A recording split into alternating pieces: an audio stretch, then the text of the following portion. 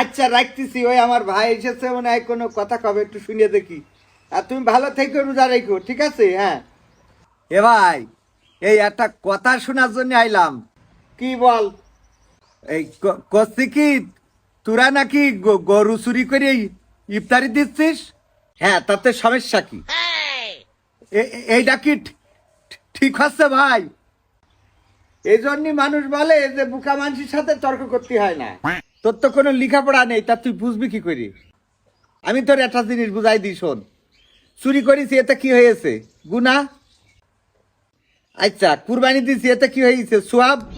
হ্যাঁ, তাহলে গুনার সোয়াব যে কাটাকাটি হয়ে গেল, এখন মাঝখান থেকে যে সবাই ইফতারি খাতি পেললো, এটা কি ও সবার উপকার হলো না? হ্যাঁ। এ ভাই, করছি কি, সবাই নিজের মতো করে ভাবলি তো হবে না।